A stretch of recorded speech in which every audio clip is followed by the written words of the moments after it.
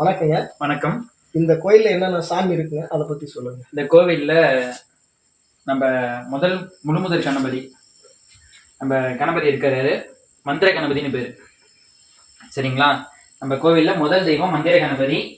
ரெண்டாவது எங்களுடைய குருநாதர் ஐயா அகத்தியர் ஐயா இருக்காரு. அவருக்கு முன்னாடி லிங்கம், இது எங்களுக்கு அளவாய் மலையில ஐயா பூஜை பண்ண லிங்கம். பைரவர் இருக்காரு முன்னாடி. அப்படி இங்க வந்தீங்கன்னா அம்பாள் நாக யோகினி, ஒரு கையில ராகுவும் ஒரு கையில கேதுவும் பிடிச்சு ரொம்ப விசேஷமா அம்பாள் அமர்ந்திருப்பா. 7 தலை இருக்கும். ரொம்ப விசேஷமான ஒரு அம்பாள் இவர் வழிபாடு பண்ணா ரொம்ப விசேஷமான ஒரு விஷயம் என்னன்னா, குழந்தை இல்லாதவங்களுக்கு குழந்தை பாக்கியம் கிடைக்கும். நாகதோஷம், ராகு கேது தோஷம், காலசர்ப்ப தோஷம், இந்த மாதிரி இருக்கக்கூடிய தோஷம் எல்லாம் விலகிடும். ரொம்ப விசேஷமான ரொம்ப சக்தி வாய்ந்த அம்மன் இவளுக்காக தான் இந்த கோவில்ல 5 நாள் அசைவ கட்டுப்பாடு. சைவ தெய்வத்துல ரொம்ப முக்கியமான தெய்வம். அதுக்கடுத்து பாத்தீங்கன்னா காலையில உத்தண்ட காளி இங்க இருக்கா. சூலத்துல அம்பாளை பிரதிஷ்டை பண்ணி வச்சிருக்கோம். உத்தண்டகாளி ரொம்ப மோசமான தெய்வம், ஆனா அது மேல பாசமான தெய்வமும் கூட. அதுக்கு பக்கத்துல வாராகி இருக்கா, ஆதில் நாங்க வச்சு வழிபாடு பண்ண தெய்வம். அதுக்கு பக்கத்துல பாத்தீங்கன்னா பைரவர் இருக்காரு. பைரவர் தாண்டி பார்த்துட்டீங்கன்னா அதுக்கடுத்து மகாலட்சுமி அம்பாள் குழந்தையா இருப்பா, பாசக்காரி. அதுக்கடுத்து பாத்தீங்கன்னா சரஸ்வதி. சரஸ்வதி தாண்டா நம்மளுடைய பீடத்தின் நாயகி, ராணி, மகாராணி, இளவரசி எல்லாமே இவங்க தான். பாலவராகியம்மன் குழந்தை முகம் கொண்டவ, கூப்பிட்ட குரலுக்கு ஓடோடி வருபவ. அவளுக்கு முன்னாடி மகாமேரு பிரதிஷ்டை பண்ணி வச்சிருக்கோம். இதுதான் நம்ம கோயில் இருக்கக்கூடிய தெய்வங்கள். உங்களுடைய பேர் என்னங்க? என்னுடைய பேர் ஸ்ரீதரன். பாலவராகியம்மன் உபாசகர் நானு. சரிங்க. என் குருநாதர் எம்பெருமானார் ஸ்ரீ அகத்திய மகரிஷி தான் என்னுடைய குருநாதர். சரிங்க. நான் வாராகியம்மன் வழிபாடு பண்ணிட்டு இருக்கேன். வாராகிலே இங்க இருக்கிற அம்பாள் பாலவராகி. அம்பாள் குழந்தையா இங்க இருக்கா. சரிங்க. கேட்டதையெல்லாம் கொடுக்கக்கூடிய சக்தி கொண்டவள், சின்னஞ்சிறு சிறுமி, சிங்காரவள்ளி. சரிங்க. அம்பாள் பெயர் பாலவராகி. சரிங்க. இதோடைய சில அம்சங்கள்லாம் எங்களுக்கு தெரிய வரலைங்க, நீங்க தெளிவா சொல்லுங்க. அம்சம் அப்படின்னு பாத்தீங்கன்னா அம்பாளுடைய அம்சம் இங்க குழந்தை எதை கேட்டாலும் கொடுக்கக்கூடிய சக்தி கொண்டவள். சரிங்க. வாராகி எடுத்த 64 அவதாரங்கள். அம்பாள் 64 சுரூபம் கொண்டவள். அவதாரம் வாராகி அவதாரம் மட்டும்தான். அதுல வாராகி 64 ரூபம் கொண்டவள். 64 ரூபங்கள்ல இது முதல் ரூபம் பாலா ரூபம் சொல்றது. அதாவது குழந்தை வடிவம்.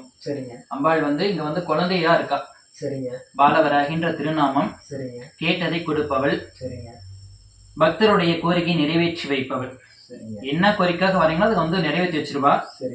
இங்க நீங்க நான் இதை செய்யறேன் அந்த செய்யலாம் எதையும் சொல்ல வேணாம். நீங்க உட்காந்து அம்மானு கூப்பிட்டீங்கன்னா உட்காந்து பக்கத்துல உட்காந்துக்குவா. அவ்வளவுதான் விஷயம். இங்க சரிங்க. ரொம்ப நன்றிங்க. இந்த இடத்துக்கு வந்ததுக்கு சில கேள்வி உங்ககிட்ட கேட்கறேங்க. கேட்கலாம். அதாவது இந்த கோயிலுக்குன்னு ஒரு முறைகள் இருக்கும். ஆமா. எந்த மாதிரி வரணும், எப்படி வரணும் அப்படிங்கறத முதல்ல சொல்லுங்க. ஓகே. அதுக்கப்புறம் நான் கேட்கறேன். சரி. இப்ப மத்த கோயில் பாத்தீங்கன்னா நீங்க குளிச்சுட்டு உடனே கோயிலுக்கு போயிடலாம். சரி, கறி சாப்பிட்டாலும் சரி, அசைவம் சாப்பிட்டாலும் சரி, குளிச்சுட்டு கோயிலுக்கு போயிடலாம். ஆனா இந்த கோயில் நீங்க வரணும்னா சில கண்டிஷன் வச்சு அம்பாள் வகுத்து கொடுத்துருக்காங்க. அதாவது எங்க குருநாதர் வகுத்து கொடுத்துருக்கிறார். அம்பாள் கிடையாது, எங்க குருநாதர் வகுத்து கொடுத்துருக்கிறார். சரிங்களா? என்ன கண்டிஷன் அப்படின்னா, அசைவம் சாப்பிட்டுட்டீங்க அப்படின்னாவே எந்த இதனாலுமே 5 நாள் தான் கணக்கு.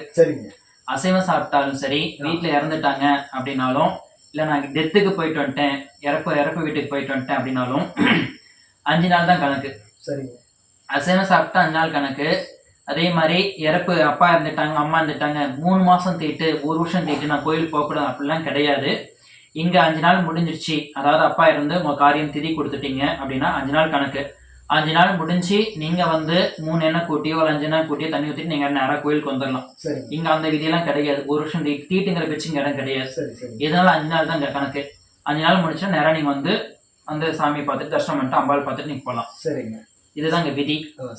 மற்றபடி இந்த தண்ணி அடிச்சுட்டு வர்றது, கறி சாப்பிட்டுட்டு வர்றது, நான் வீம்புக்கு வருவேன் அப்படின்னா வர வேண்டாம். ஓகேங்களா?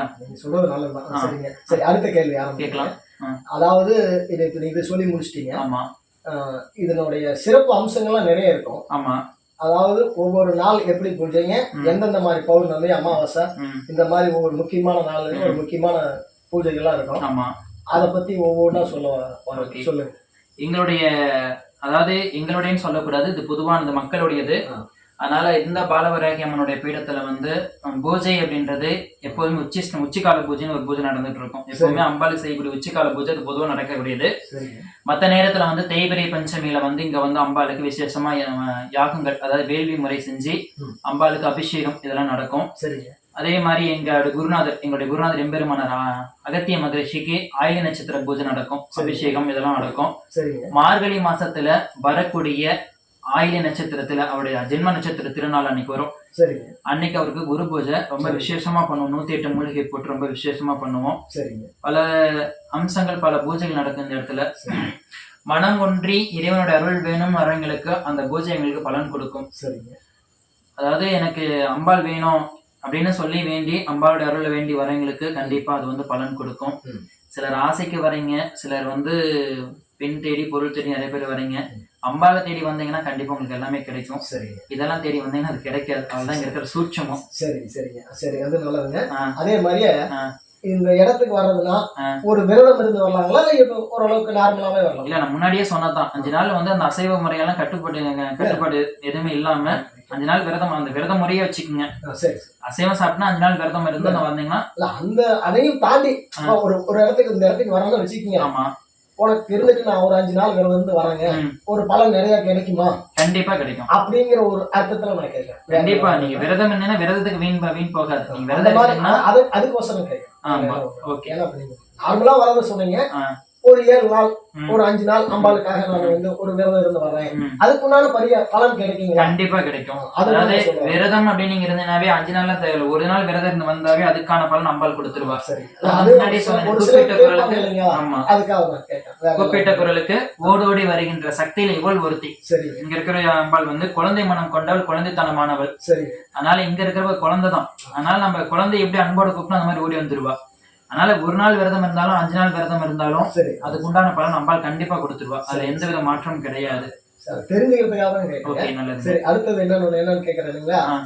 இந்த யாகம் பண்றீங்க பாத்தீங்களா, அது எந்த நாள் பண்றீங்க, எப்படி யாகம், அதை மட்டும் சொல்லுங்க. மாசத்துல வந்து 2 பஞ்சமி திதி வரும். வளர்பிறை பஞ்சமி, தேய்பிறை பஞ்சமி, இந்த மாதிரி 2 பஞ்சமி திதி வரும். இல்ல தேய்பிறை பஞ்சமி திதி வந்து அம்பாளுக்கு இங்க யாகம் நடக்கும். அம்பாள் வந்து யாகம் பண்ணி விசேஷமான அபிஷேகங்கள் எல்லாமே இங்க நடக்கும். அதுல அம்பாள் நீங்க வந்து தரிசனம் பண்ணலாம். அப்ப அம்பாள் வந்து தரிசனம் பண்ணது ரொம்ப நல்லது.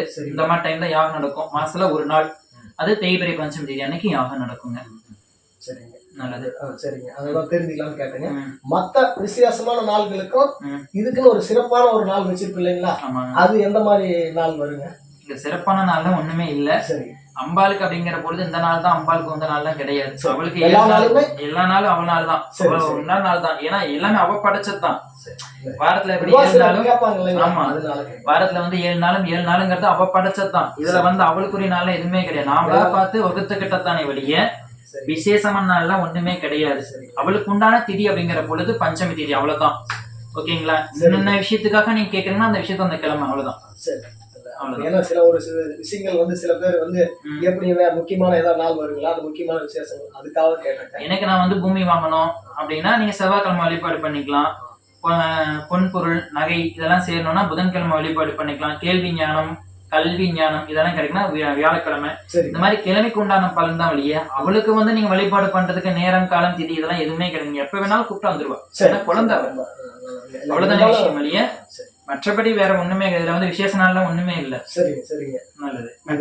இதுக்கு இன்னொரு விஷயம் என்னன்னு கேட்டீங்கன்னா, இந்த யாகம் அப்படிங்கும் போது சில பொருள் எல்லாம் இந்த மாதிரி வாங்கி சில பேர் தூரம் இருந்துகிட்டு என்னால வர முடியாதுங்க, அனுப்பிச்சு விடுறேங்க, அத பண்ற அந்த மாதிரி செய்யறவங்களும் இருக்கிறாங்க. நேர்ல வந்து கொடுக்கறவங்களும் இருக்காங்க. அந்த மாதிரி நிறைய பேர் வளர்ச்சி அடைஞ்சிருக்காங்க. கொடுத்து சில பேர் வந்து என்னால வர முடியாது, என்னால முடிஞ்சது நான் தோறந்து கொடுக்குறேன், அம்பாளுக்காக செய்யறேன், அந்த மாதிரி எல்லாம் நிறைய பேர் செஞ்சிருக்காங்க.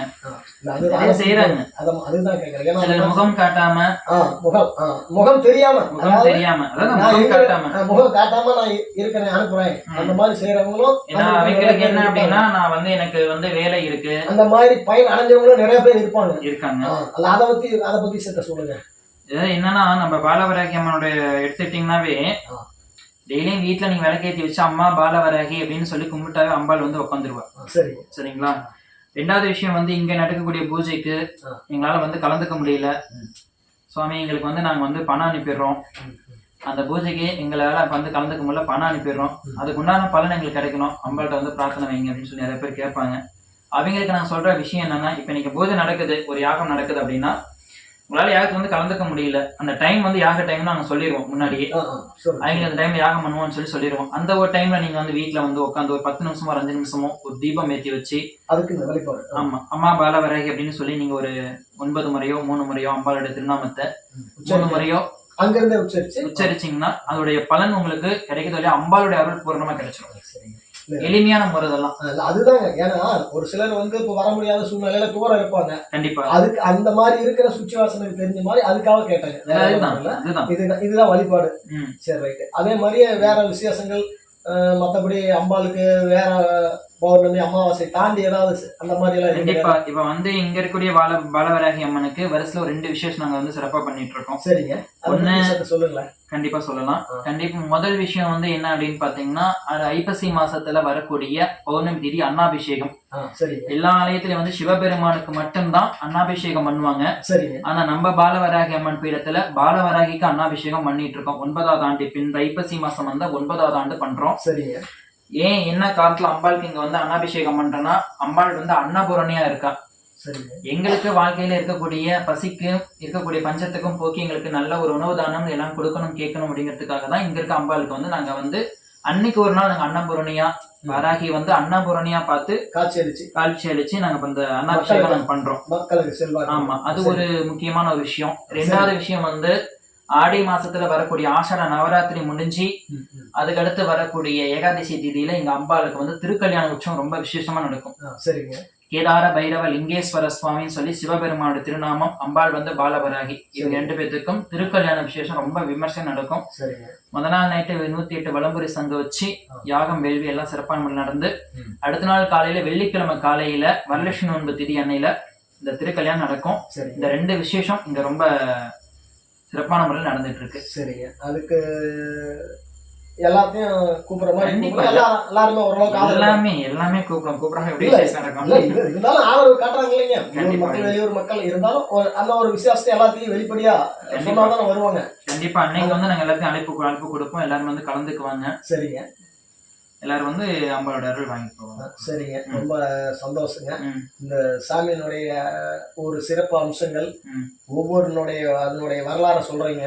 இருந்தாலும் எல்லாமே எந்த நேரத்திலயும் ஒரு சில நேரத்துல எல்லாருமே ஒரு சில சமயத்துல வர முடியாத சூழ்நிலை இருப்பவங்க நிறைய பேர் இருக்காங்க. நேரடியா வரவங்களும் இருக்காங்க. திடீர்னு போறான்னு இருப்பாங்க, போக முடியாத சூழ்நிலை ஆகும். வரவங்களுக்கு வராது இருப்பவங்களுக்கு எல்லாத்துக்கும் அந்த ஆயா வந்து காட்சி அளிச்சு கண்டிப்பா எல்லாத்துக்கும் ஒரு நோய் நொடி இல்லாம எல்லாம் சிறப்போடு இருக்கணும்னு எல்லாரும் நல்லா இருக்கணும். நல்லா இருக்கணும், நாங்களும் நல்லா இருக்கணும். அந்த மாதிரி ஒரு அம்சத்தை தான் நீங்க செஞ்சுக்கிட்டு இருக்கிறீங்க. பரவாயில்ல. இவ்வளவு தூரம் எங்களுக்கு வந்து இவ்வளவு ஒரு சிறப்பா சொன்னதுக்கு ரொம்ப சந்தோஷம். மக்களுக்காக ரொம்ப சந்தோஷம்.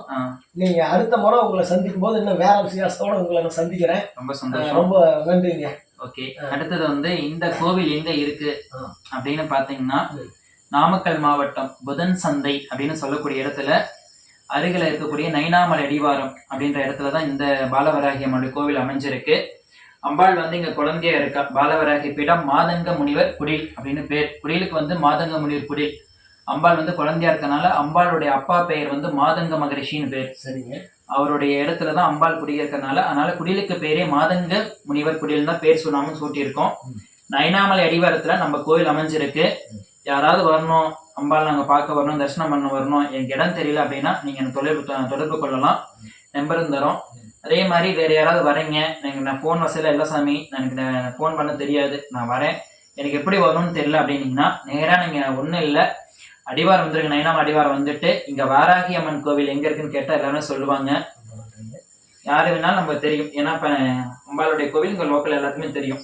ஆனால் நீங்கள் யாரும் கேட்டாலும் சொல்லுவாங்க வாராகி அம்மன் கோவில் எங்கே இருக்குன்னு கேட்டாவே சொல்லுவாங்க. நீங்கள் வந்து அம்பாள் தரிசனம் பண்ணிட்டு போகலாம். வரணும்னா ஒரே ஒரு விதி தான், அசைவம் சாப்பிடாம 5 நாளைக்கு அசைவம் சாப்பிடாம விரதம் இருந்து வாங்க.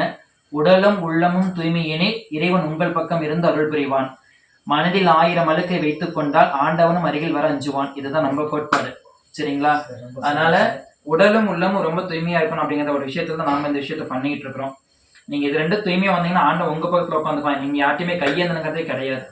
சரிங்களா? ரொம்ப சந்தோஷங்க. நல்லதுங்க. இவ்வளவு தூரம் வந்து சாமியை பத்தி சிறப்பா சொல்லிட்டீங்க. கண்டிப்பா. வர்றது முதல் கொண்டு நீங்க சொல்லிட்டீங்க. ம், மீண்டும் உங்களை நான் வந்து ம். மீண்டும் இந்த மாதிரி ஒரு நிகழ்ச்சியில கண்டிப்பா இன்னும் எதிர்பார்ப்போட உங்களை நான் சந்திக்கலாம். கண்டிப்பா நானும் சந்திக்கலாம். ரொம்ப சந்தோஷங்க. நல்லதுங்க. ரொம்ப நன்றிங்க. வாராகினாலும் எல்லாரும் நல்லா இருப்போம். நிச்சயமா யான் பெற்ற இன்பம் பெருக இவ்வையகம் வாராகி அம்மனுடைய அதாவது பால வராகி அம்மன் அருளும் என் குருநாதர் அகத்திய மகரிஷியுடைய அருளும் இந்த உலகத்தில் நன்மையும் செல்வ செழிப்பும் மகிழ்ச்சியும் மங்களமும் வாரி வழங்கட்டும். இறைவன் அருள் பூரணமாய் கிடைக்கட்டும். குருநாதர் உத்தரவு கொடுக்கிறாரு. இதை விட பெரிய ஆசீர்வாதம் வேற எதுவும் கிடையாது. ஆமா, உண்மைதாங்க. அதுவே சொல்லுது.